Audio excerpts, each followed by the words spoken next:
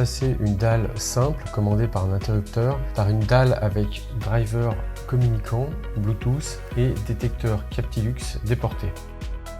Pensez à bien régler le courant de sortie du driver à l'aide des switches en fonction des caractéristiques techniques de la dalle que vous allez installer. Raccordez votre driver au réseau électrique et câblez votre dalle sur le driver. Mettez le tout dans le faux plafond.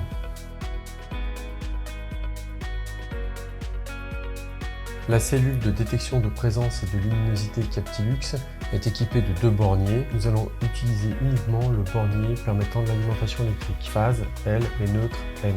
Retirez le bornier et raccordez-le au réseau électrique en respectant la phase et le neutre. Clipsez le bornier dans le détecteur et placez les capots de protection électrique. Attention, il faut veiller à ce que les borniers soient correctement emboîtés dans le détecteur pour éviter tout faux contact. Utilisez impérativement les étriers de fixation qui permettent de bloquer le câble d'alimentation. Placez le détecteur dans le trou du faux plafond à l'aide des ressorts que vous replierez. Retirez et chantez l'interrupteur. La commande manuelle de l'allumage et de la détection sera maintenant garantie par une commande murale InOcean qui va dialoguer en Bluetooth avec la cellule et le luminaire. Attention à bien respecter le sens de montage de cet interrupteur. Le haut est indiqué sur la plaque de fixation comme sur cette image. La programmation et le paramétrage de l'installation peuvent être faits directement par l'équipe de Resistex en fonction des paramètres que vous aurez communiqués. Sinon, il faudra la faire sur site en téléchargeant l'application Captilux.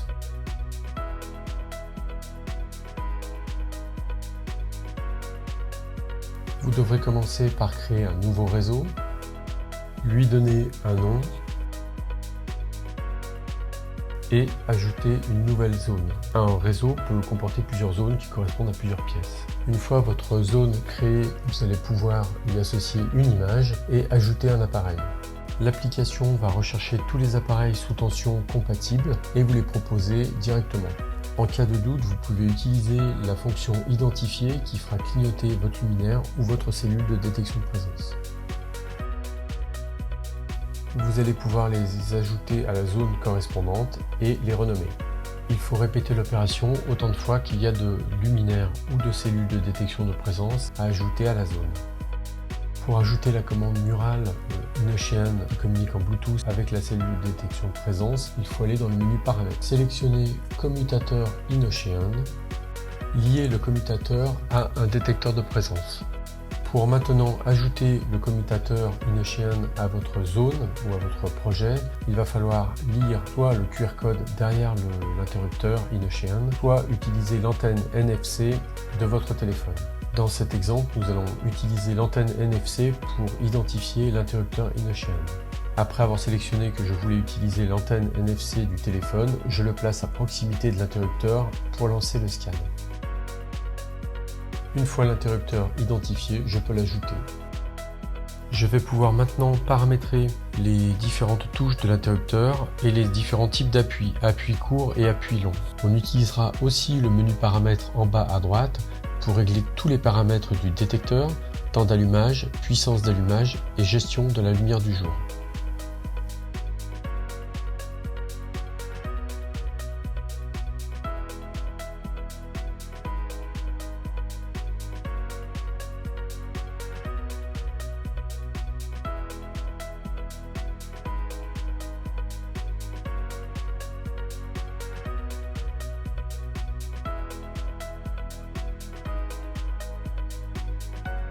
Avec Resistex, il est aussi simple de changer vos dalles LED par des dalles à détection que de demander un devis. Pour cela, rendez-vous sur notre site www.resistex-sa.com. Le lien est disponible en description. Choisissez celui qui correspond le mieux à votre installation et faites une demande de devis en cliquant sur « Ajouter au devis ». Resistex vous accompagne de A à Z dans vos étapes de projet de rénovation. Et pour une estimation des économies d'énergie potentielles sur vos factures d'éclairage, rendez-vous sur notre calculateur en ligne. Le lien est en description. À bientôt pour une nouvelle vidéo avec la Resistex Academy.